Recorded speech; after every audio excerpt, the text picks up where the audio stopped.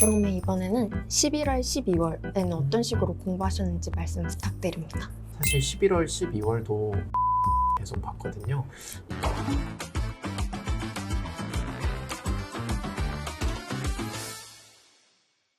고득점을 할 수 있었던 건 바로 이것 때문인 것 같다 하시는 학습법이라던가 뭐 그런 게 있을까요? 제가 좀 광기 있다시피 좀 했던 건데 쓴소리 영상을 되게 많이 봤어요. 저는 일어나서 비몽사몽에 있을 때 이제 알람 끄고 바로 쓴소리 영상 옆에 틀어두고 그거 들으면서 깨고 씻으면서도 한 번씩 옆에 틀어놓고 씻고 이제 길 가면서도 한 번씩 듣고 그렇게 하니까 좀 자기 자신을 좀 억제하는 효과가 많이 있었던 것 같고 네, 그게 공부에 좀 원동력이 됐던 것 같습니다. 그럼 혹시 난공TV 쇼츠나 쓴소리 영상도 보셨나요?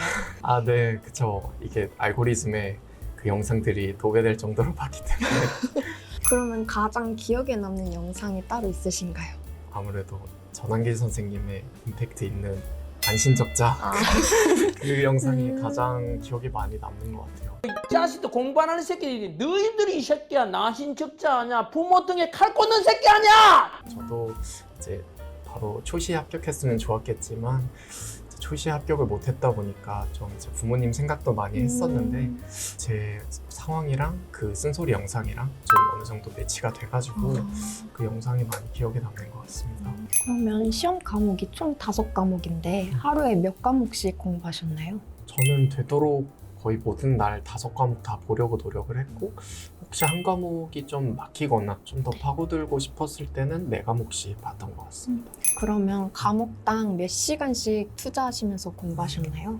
이거는 제가 평소에 하루 루틴을 좀 설명드리면서 얘기 드리는 게 나을 것 같아요. 저는 아침 8시쯤에 일어나서 한국사나 행정학 제가 하고 싶었던 과목 한 과목을 2시간 정도 할애를 해줬어요. 네.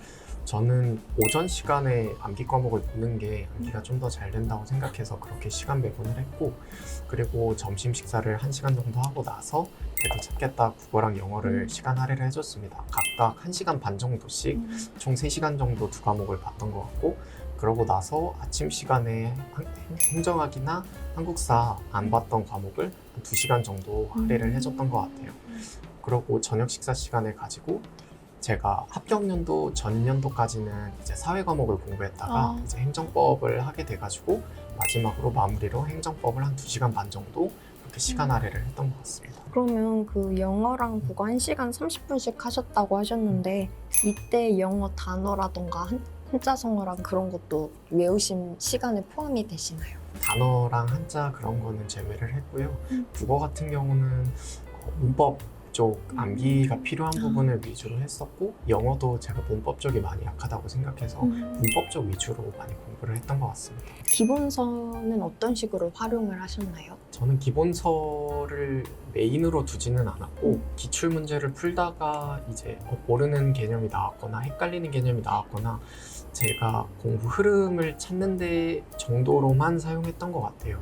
이제 7, 8월에 기본 이론 강의를 들을 때는 이제 제가 메모 같은 걸 다 해두니까 이제 나중에 문제를 봤을 때 기본서로 돌아와서 아 내가 이런 메모를 해놨었구나 아 이런 흐름이었구나 이제 선생님이 어떻게 강의를 하셨는지도 좀 기억이 어렴풋이 남고 그렇게 흐름 찾는 데 위주로 사용을 했던 것 같아요.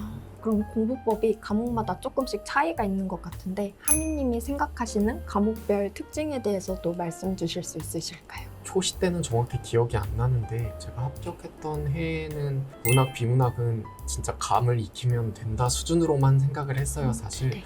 그래서 문법 문제만 제가 입에 많이 발라보고 좀 입에 익숙해지면 좀 괜찮을 거라고 생각을 했고 영어도 이제 독해 같은 경우는 결국 독해나 문법이나 결국 단어 모르는 단어가 있으면 풀기 좀 애매해지는 게 많아서 단어만 좀 암기가 충분히 숙지가 돼 있으면 독해도 크게 시간 투자를 하지 않아도 되고 문법만 좀 틀리지 않고 문법이랑 단어 파트만 틀리지 않고 좀 잘 해보자 식으로 생각을 했던 것 같고 행정학이랑 한국사 그 2과목은 진짜 2개가 성향이 되게 비슷하다고 생각했어요. 둘 다 암기 과목이고 흐름만 정확히 파악하고 거기에 암기만 조금 더해주면 문제 푸는데 큰 무리가 없다고 생각했고 행정법은 제가 아직까지도 잘 모르겠는데 흐름을 알아도 제가 모르는 지문이 나올 수 있고 제가 아는 지문이어도 단어가 조금만 꼬여도 바로 제가 모르는 것처럼 보이고 선생님 해설을 들으면 아 이건 이 지문이었구나 그렇게 아는 경우가 많아서 난해한 과목이다 그렇게 좀 느껴지네요. 네. 그러면 이번에는 11월, 12월에는 어떤 식으로 공부하셨는지 말씀 부탁드립니다.